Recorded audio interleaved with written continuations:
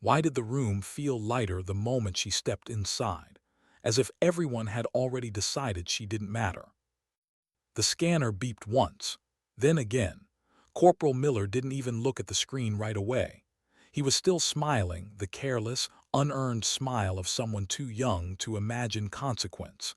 He slid the ID back across the counter with one finger, like he was returning a library card.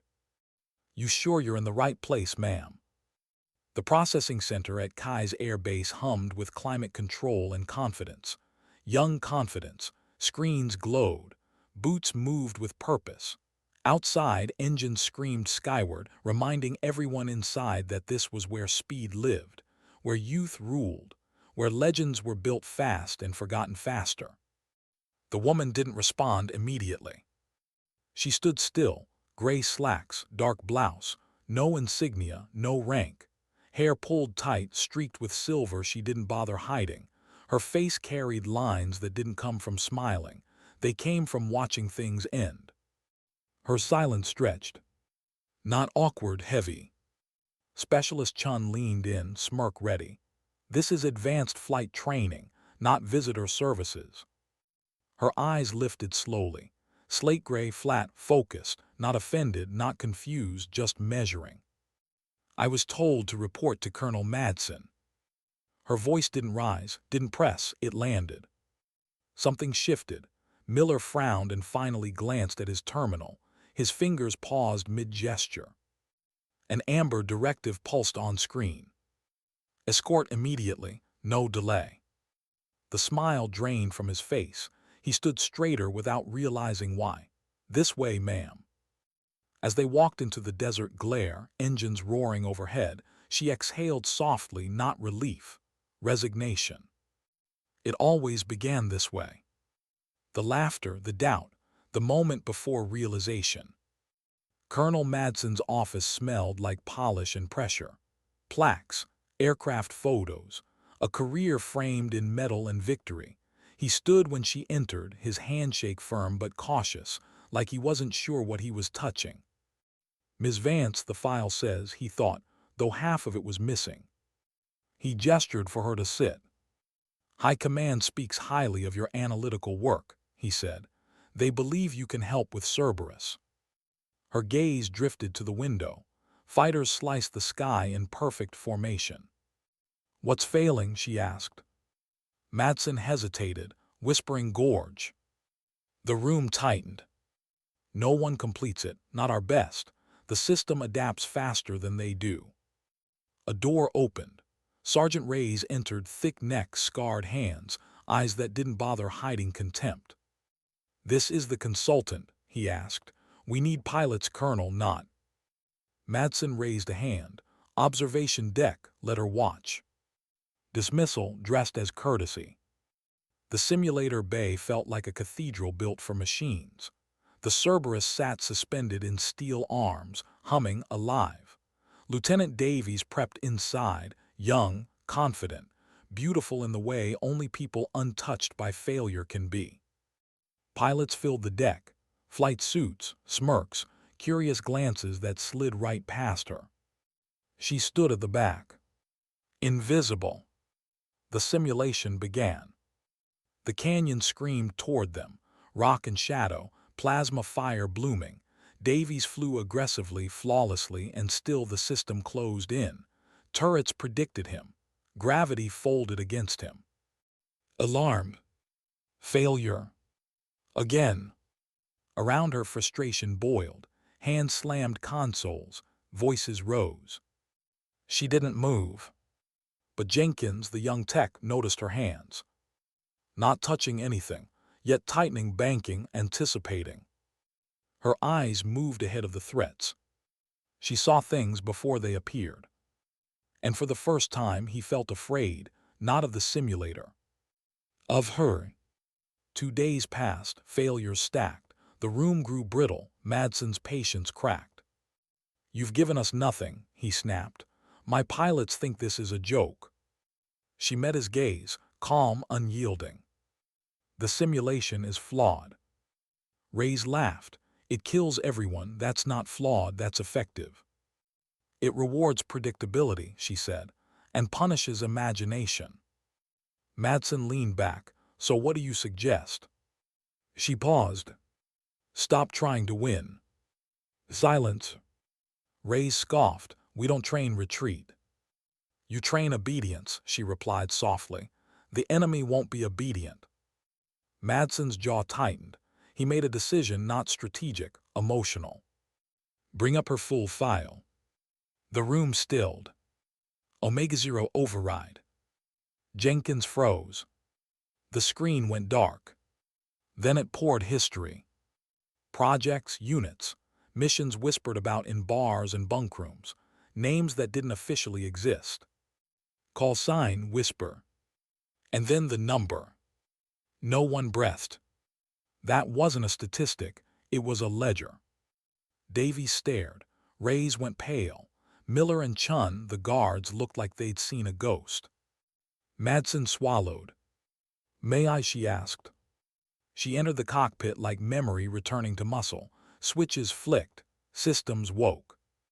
No checklist. Only instinct. The canyon returned, but this time it bent. She didn't fight it. She listened. Cut power drifted. Used gravity like breath. The AI hesitated, confused. She danced through it. Turrets died quietly. Systems blinded, not destroyed. The machine learned fear. Mission complete. When she emerged, steam rolling off the cockpit, she looked tired. Not proud. Just finished. Madsen spoke her rank. She didn't correct him. Recalibrate the system, she said. Teach it restraint. Then she walked out. No salute. No speech. Just silence behind her and understanding. Outside, the desert swallowed her figure. Inside, every man stood changed. Because dignity, they learned too late, doesn't announce itself. It simply acts. Why did no one notice the moment the room began to turn against her? It wasn't sudden. There was no announcement, just a subtle shift like pressure changing before a storm. The laughter from the gate replayed itself in her mind as she stood on the observation deck, hands folded loosely in front of her, eyes fixed on the Cerberus simulator below. She had learned long ago not to react to dismissal. Reaction gave people power. Silence took it away. But silence also had a cost. She felt it now, settling into her chest like a familiar weight. Lieutenant Davies climbed out of the simulator pod, helmet tucked under his arm, sweat darkening the collar of his flight suit. He laughed, sharp, frustrated, and shook his head as his friends clapped him on the shoulder. Same damn choke point, someone said. It's cheating, another replied. Systems broken. They said it loudly, confidently, like volume could protect them from doubt. She watched Davies carefully, not the swagger, the cracks beneath it, the way his jaw clenched too tight, the way his eyes flicked back to the canyon schematic even as he pretended not to care. He was afraid of the machine and more afraid of what it said about him. Fear always dressed itself as arrogance first. Sergeant Reyes leaned beside her, arms crossed. That was textbook flying, he muttered. Perfect execution. Yes, she said. He glanced at her, surprised she'd spoken. Then why'd he fail? She didn't answer. Because the answer would offend him. Because the truth would strip meaning from everything he had spent his life enforcing. Below them, technicians reset the simulator. The Cerberus hummed, patient, learning. She could feel it doing so, the way one feels a predator watching from tall grass. Not malicious, curious, hungry. Private Jenkins watched her from his console again. He told himself he was imagining things. The way her eyes moved ahead of the data feeds. The way her breathing never changed during the most violent maneuvers. Everyone else tensed when alarms sounded. She didn't blink. He pulled up her file again. Civilian consultant, tactical analysis. It didn't fit. Nothing about her fit. Another run began. A different pilot this time. Same outcome. Failure came faster now. The Cerberus had learned their patterns, their habits, their faith in aggression. Someone cursed, someone else blamed the AI. No one blamed themselves. She felt the old ache rise, not anger, not bitterness, something quieter, sadder, the ache of watching people sprint toward a wall they refused to see. She had once done the same. That thought surprised her. For a moment the canyon on the screen dissolved, replaced by memory, real rock, real fire, real gravity pulling at a ship that had been bleeding fuel over hostile terrain. Younger hands on the controls, faster reflexes, less restraint, more certainty. She pushed the memory away. Colonel Madsen watched the failures accumulate from the back of the room, jaw tight, hands clasped behind him. He was a man used to control, used to metrics and outcomes. The Cerberus was undermining both. He turned toward her. "You've been watching closely," he said. "What do you see?" Every eye shifted. The room waited, not with hope but with challenge. She felt it then, the familiar fork in the road: speak now and be dismissed, or remain silent and be blamed later. She chose the harder path. "You're training them to be predictable," she said. Ray scoffed immediately. "Predictable keeps you alive. It keeps you alive in wars you already understand." Madsen held up a hand. "Explain." She took a breath, not because she needed it, because she needed to slow herself down. "The AI isn't trying to overpower them," she said. "It's baiting them. Every threat forces a response they've been conditioned to choose. The system isn't reacting to their skill, it's exploiting it." Davies turned, irritation flashing. "So what, we should just not respond?" She met his eyes. For the first time she let him see her, not her history, not her authority, just her certainty. "Sometimes," she said, "the safest move is refusing the fight that's being offered." Laughter rippled through the pilots, nervous, defensive. Ray shook his head. "That's philosophy, not flying." She nodded. "That's what they said when we stopped dogfighting by sight alone." Silence followed, brief, brittle. Madsen exhaled slowly. "We'll discuss this later." Dismissal again. She returned to the corner, invisible once more. But something had changed. Davies failed again, and again. Each time faster, each time angrier, the Cerberus adjusted, anticipated, closed in. Frustration poisoned the room. By nightfall the base quieted, engines slept, lights dimmed. She remained. Jenkins noticed her still standing there hours later, watching recorded runs loop silently. He approached hesitantly. "Ma'am," he said, why don't you just tell them?" She didn't look at him. Tell them what? How to beat it. She considered him then, really looked, young, earnest, still unscarred by certainty. "Because," she said, "they're not failing the simulator yet." He frowned. "What are they failing?" She turned back to the screen. "Themselves." He didn't understand, not fully, but he felt the weight of it. When Madsen summoned her the next morning, his patience was gone.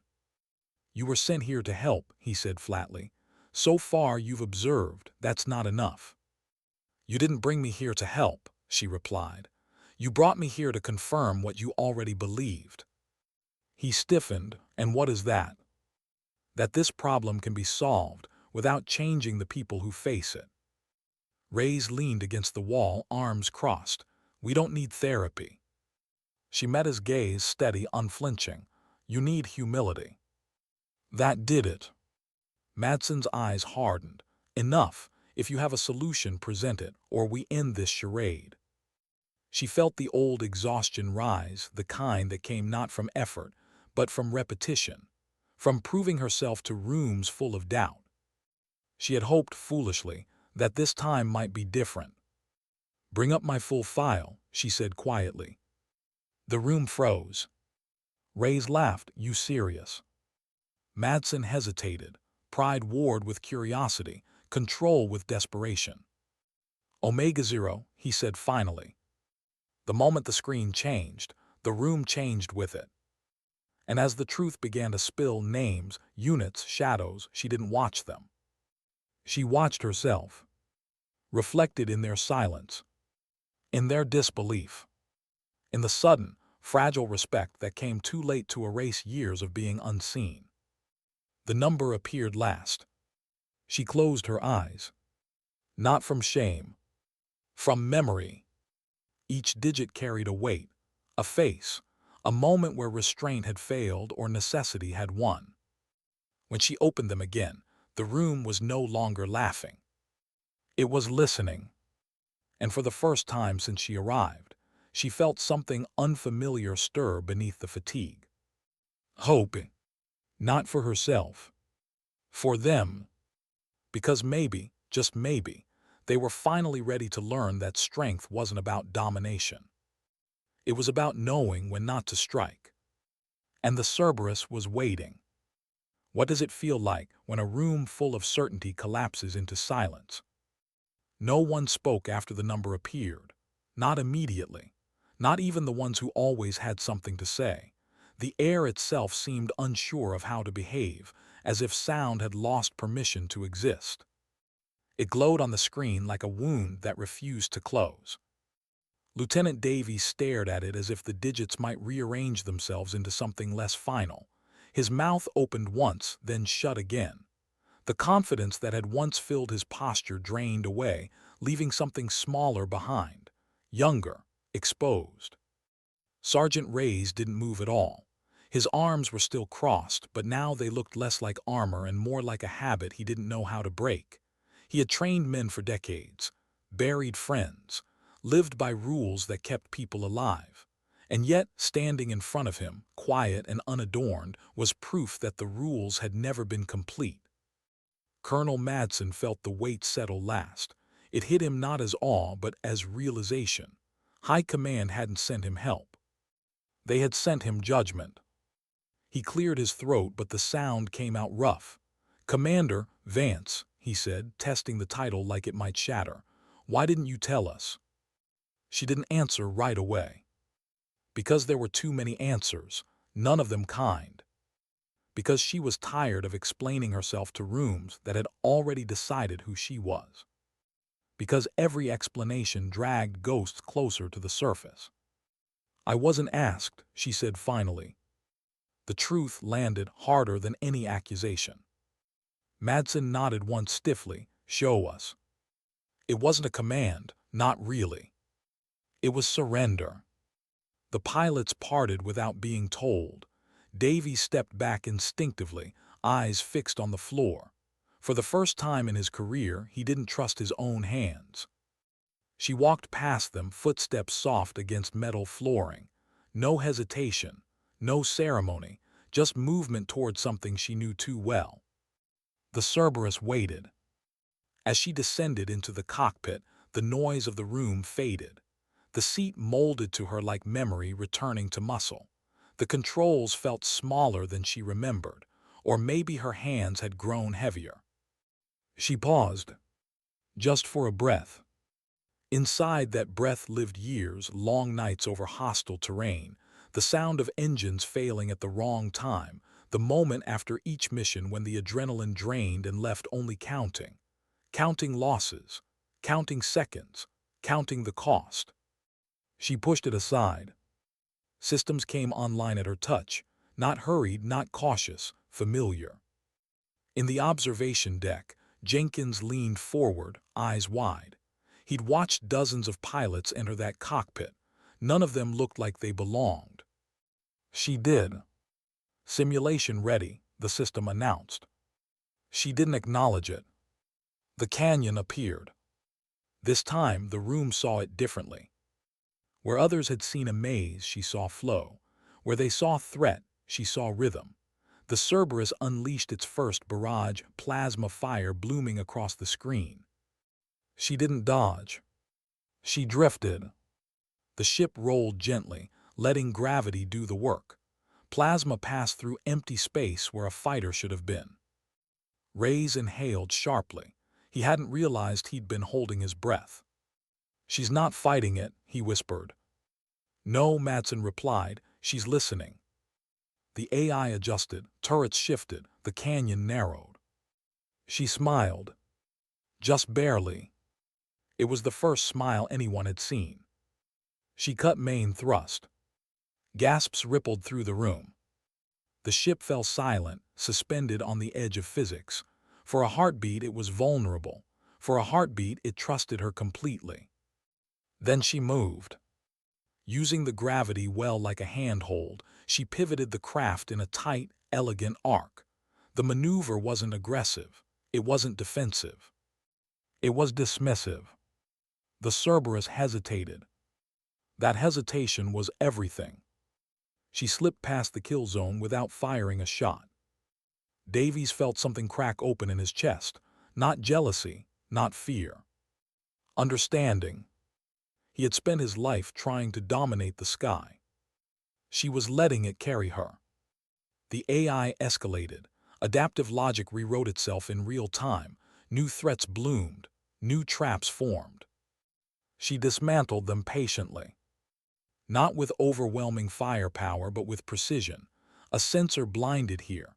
A power conduit severed there. Each move stripped the system of confidence, not capability. She wasn't defeating it. She was teaching it restraint. Reyes felt his throat tighten. He'd always believed aggression saved lives. That hesitation killed. Watching her now, he saw the cost of that belief, not in deaths but in limits, in possibilities never explored. She's not winning, he murmured. She's rewriting the fight. The Cerberus reached the gravitational anomaly, the point where every other pilot had failed. She slowed. The room leaned forward as one. Instead of forcing her way through, she angled toward the edge. Let the pull graze the ship, just enough to bend the trajectory, just enough to turn danger into momentum. The anomaly collapsed behind her. The canyon opened. Mission complete. Silence followed deeper than before. When she climbed out of the cockpit, steam curling around her boots, she looked older. The effort hadn't shown in her breathing or posture. It showed in her eyes. Davies swallowed hard. He wanted to say something, apologize, thank her, ask how. He couldn't find the words. Ray stepped forward first. He didn't salute, he didn't speak. He nodded. It was the highest respect he knew how to give. Madsen approached more slowly. We trained them wrong, he said. She didn't argue. We trained them to win fast, he continued, not to survive long. She met his gaze. Speed isn't the problem, she said. Certainty is. He exhaled. Will you stay? The question surprised her. She hadn't planned to. She never did. Staying meant teaching. Teaching meant reopening parts of herself she had sealed shut. But she looked at the pilots, at Davies, humbled but hungry. At Jenkins, still starring like belief had just found a home. I'll stay, she said, if they're willing to unlearn. Madsen nodded. They are. She hoped he was right. That night, alone in temporary quarters, she sat on the edge of the bed and finally let the silence catch up. The adrenaline faded. The ache returned. The number followed her everywhere. Tonight it felt heavier. She wondered, not for the first time, whether restraint learned too late could ever balance what had already been done. Outside, engines roared back to life as night training began. Tomorrow, she would teach them how to listen instead of strike. And somewhere deep within the Cerberus, new logic was already forming. The next lesson would be harder. For all of them. Why did victory feel heavier than failure ever had? The applause never came. No one clapped. No one cheered. They just stood there, frozen in the aftershock of what they had witnessed, like survivors of a quiet disaster. The Cerberus sat dormant below them, its lights dimmed, its hum softened to a low, thoughtful purr, as if the machine itself were reconsidering everything it thought it knew. Commander Vance felt the weight settle into her bones, the moment she stepped away from the cockpit. This was the part no one talked about, the space after awe, after revelation, when expectation rushed in to fill the silence. She had broken their wall. Now they would want her to rebuild it in her image. And she wasn't sure she had that left in her. Colonel Madsen dismissed the room, his voice controlled but altered. The pilots dispersed slowly, quieter than they had ever been. Lieutenant Davies lingered, pretending to study data on a screen that had long since gone static. When the room thinned, he finally turned. "Ma'am," he said. She waited. "I thought I was ready," he admitted. His voice was steady, but his hands betrayed him. "Turns out I don't even know what that means." She studied him for a moment, not assessing skill, assessing honesty. "Readiness isn't a feeling," she said. "It's what's left after fear stops lying to you." He nodded, absorbing it, and stepped aside as she passed. He didn't follow. He understood the boundary. Outside, night had swallowed the desert. The base lights cast long, lonely shadows. She walked without destination, letting the cool air press against her face. The roar of engines overhead felt distant now, almost detached from her. That detachment scared her more than the missions ever had. In her quarters, she removed her blouse carefully, folding it instead of dropping it. The faint raven feather tattoo on her wrist caught the light. She stared at it longer than usual. There had been a time when that symbol meant belonging. Now it meant memory. She slept poorly. Dreams came in fragments, canyon walls that breathed, gravity that twisted wrong, voices calling her call sign from places she couldn't reach. She woke before dawn, heart steady but heavy. Morning briefings felt different. The room listened now.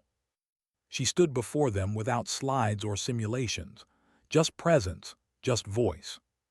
"You're not here to learn new maneuvers," she said. "You're here to unlearn reflex." A murmur rippled through the pilots, discomfort, curiosity. Every one of you was trained to believe that aggression equals control, that speed equals survival, that hesitation equals death. She let the words hang. Those rules saved lives, once, but the battles you're being prepared for won't reward force, they'll exploit it. Ray's watched from the back, jaw set. He had argued doctrine his whole life. Now he was watching it dissolve. "Today," she continued, "you will fly slower." Groans followed, nervous laughter. She didn't react.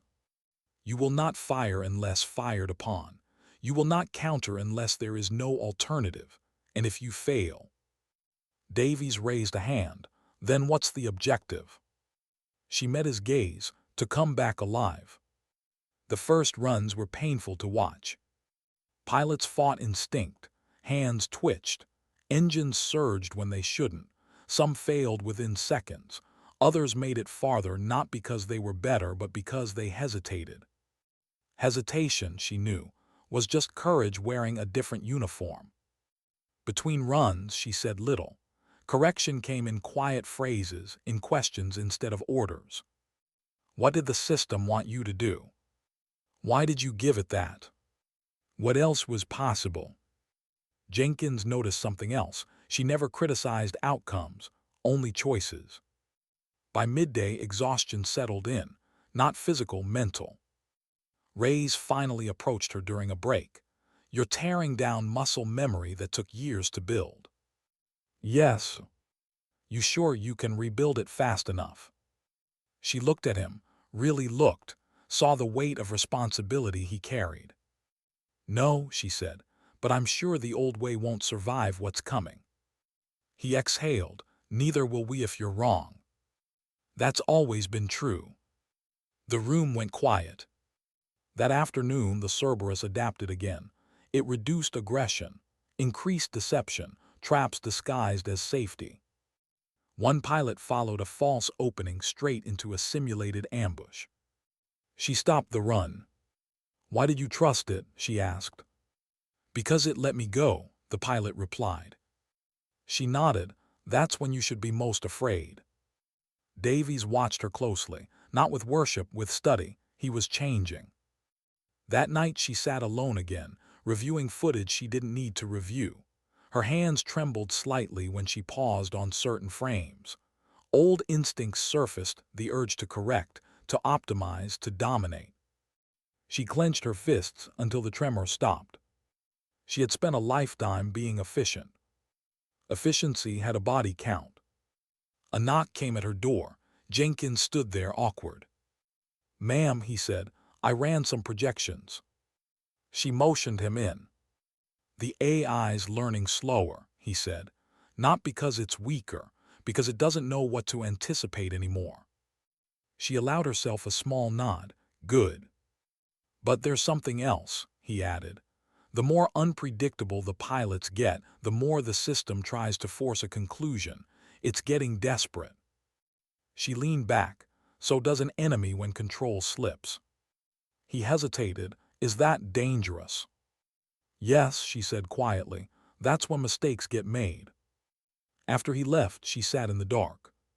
She thought of the missions where desperation had driven her, where certainty had narrowed her world until only targets remained.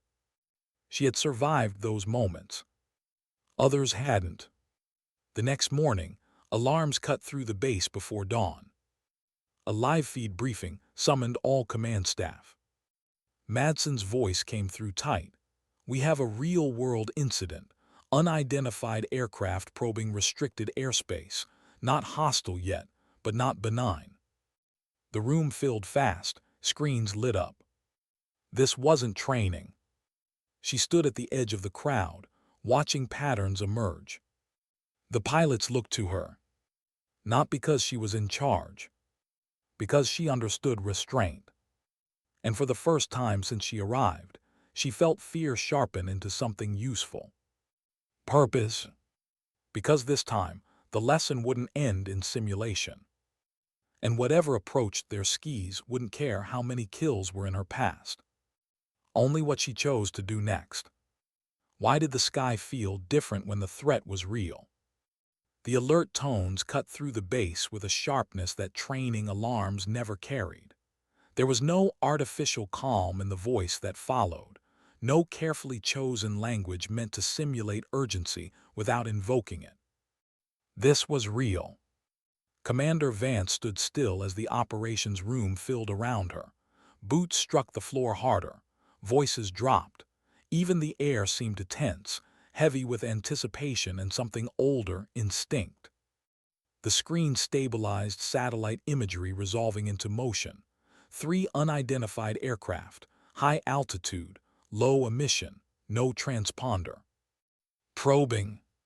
Colonel Madsen spoke quietly now. "They're not violating airspace, they're mapping it." Reyes crossed his arms, testing reaction time. Davies stood among the pilots, helmet under his arm, eyes fixed on the display. His pulse was fast, but his breathing was controlled. He was listening. That mattered. Vance stepped forward. "They want us to rush," she said. Madsen glanced at her. "Standard doctrine says intercept." "And that's why they're here," she replied. "To see how predictable we are when we're afraid." The room waited. She felt it again, the old pull.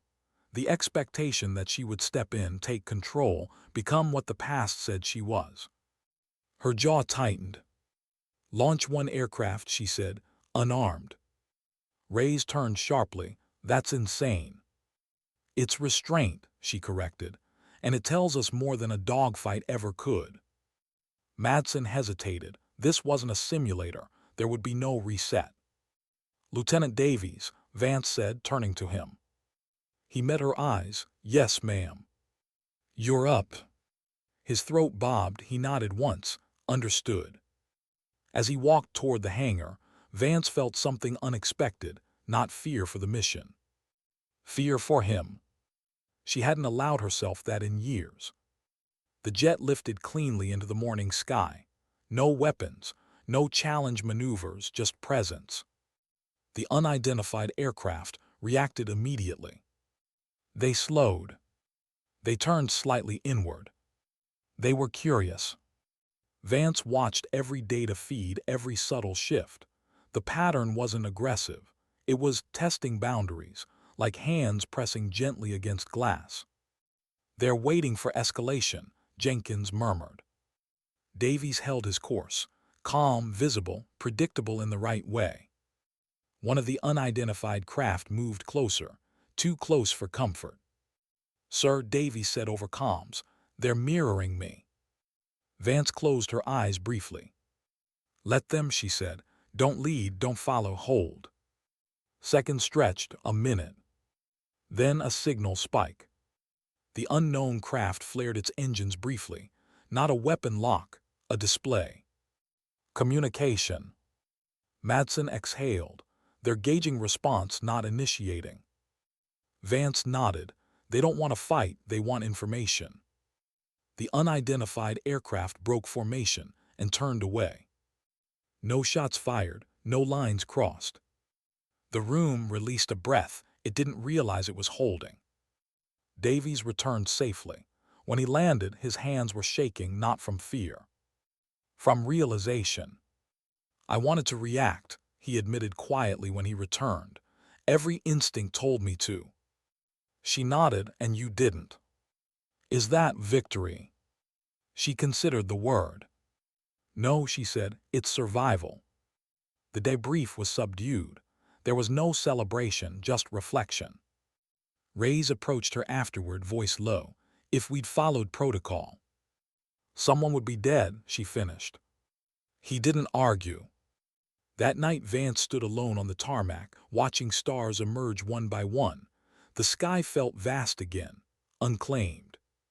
She thought of the first time she'd faced a real threat, how fast she'd moved, how proud she'd been of that speed. She had believed hesitation was weakness. She had been wrong. Madsen joined her, hands in his pockets. "High Command will want a report."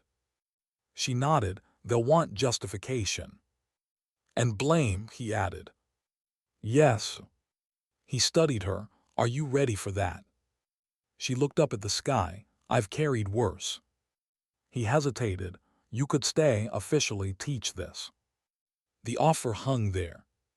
For a moment she imagined it, staying, teaching without killing, letting the number fade into background noise instead of defining her. Then she felt the familiar resistance. Change was possible here because of crisis, because of attention. Attention never lasted. "I'll stay until the lesson holds," she said, "not a day longer." Madsen accepted that. As she walked back toward her quarters, she felt the ache again, quieter now, less sharp. Not redemption, but direction. Somewhere behind her, young pilots were learning that restraint could save lives. Ahead of her the future waited, uncertain, unpredictable, alive. And for the first time in a long while, she didn't feel the need to control it. She only needed to listen. Because sometimes, the most dangerous decision isn't pulling the trigger. It's choosing not to. Why did leaving feel harder than surviving ever had? The morning she decided to go, the base was unusually quiet. No alarms, no engines screaming into the sky, just the low hum of routine and the distant clatter of maintenance crews doing the work no one applauded. Commander Vance stood at the edge of the runway, a small travel bag at her feet. Civilian again, on paper at least. The desert air was cool, almost kind, brushing against her face like a hand that didn't demand anything. Behind her, the lessons were still unfolding. In the simulator bay, pilots were flying differently now. Slower, quieter, they spoke less, watched more. Where there had once been bravado, there was consideration. Where there had been speed for speed's sake, there was patience. Not perfection, but awareness. She had seen this moment before, the fragile window when change felt permanent because it was new. She knew better. Habits waited. Doctrine waited. The world had a way of pulling people back toward what felt powerful instead of what was right. That was why she was leaving. If she stayed too long, the lesson would become about her. She didn't want that. Lieutenant Davies approached first, not in a rush, not with the anxious energy he once carried like a shield. He stopped a respectful distance away. "I flew Whispering Gorge this morning," he said. She raised an eyebrow slightly, and I failed, he admitted. Then after a pause, but not where I used to. She smiled, a real one this time, small, brief, earned. That means you learned. He hesitated. I wanted to thank you, not for showing us how to win. She waited. For showing us how to stop proving ourselves. The words landed deeper than he knew. Ray stood a little farther back, arms crossed out of habit, not defiance. When Davies stepped away, he moved forward. I spent my career training men to survive, Ray said. Turns out I was also training them to die in predictable ways. She met his gaze, saw the weight there, the responsibility, the quiet grief. You did what you were taught, she said. That's not nothing. It's not enough anymore, he replied. No, she agreed, but it's a start. He nodded once. This time it wasn't reverence. It was partnership. Colonel Madsen arrived last. He didn't offer a handshake. He offered honesty. They'll rewrite parts of the program, he said. They'll resist others, but something's changed. I can feel it. So can I, she replied. That's why I'm going. He frowned. You could stay, make sure it sticks. She looked out at the runway, at the open sky beyond it. If it only sticks when I'm here, she said, then it never really held. Madsen exhaled. High Command won't like that answer. They never do. He smiled faintly. They'll ask for your next assignment. She picked up her bag. Tell them I'm unavailable. He studied her for a long moment. What happens now? She considered the question carefully. Now, she said, you teach them to think, not react, to doubt their first instinct, to survive the moment after the trigger pull. And you? She paused. For the first time in years, she didn't have an immediate answer. I walk, she said finally, and I listen. As she turned away, Jenkins jogged up, slightly out of breath. He held out a small data chip. I archived your recommendations, he said. Your logic models, the restraint protocols. She accepted it gently. Good. He swallowed. They won't forget this. She met his eyes. Memory fades, understanding doesn't. He nodded, as if committing that to heart. She walked alone across the tarmac. No honor guard, no salutes, just the sound of her footsteps and the wind lifting dust around her boots. At the gate, Corporal Miller stood again, older now, quieter. He recognized her instantly. Ma'am, he said, standing straighter than before. She raised a hand, stopping him gently. It's all right, she said, and she meant it. He nodded, relief and respect tangled together. The scanner beeped. This time there was no laughter. Beyond the gate, the desert stretched endlessly, empty, honest. As she walked, the number surfaced again, uninvited. She stopped, closed her eyes. For years it had defined her, justified her, haunted her. She understood now that numbers were easy. They gave shape to things too complicated to feel. But they never told the whole story. The people she couldn't save. The moments she chose speed over mercy. The lessons learned too late. And the ones finally passed on. She opened her eyes and kept walking. Behind her, jets lifted into the sky, not to dominate it, but to move through it with care. Young pilots carried new instincts into old machines. A system built on force had learned, reluctantly, the value of restraint. Ahead of her there were no missions, no ranks, no call signs whispered in fear. Just a woman with tired eyes and a steady step. She didn't know if she had earned forgiveness. She didn't know if redemption was even real. But she knew this. Strength wasn't volume. Power wasn't speed. And dignity didn't need witnesses. Sometimes it doesn't speak at all. It simply acts.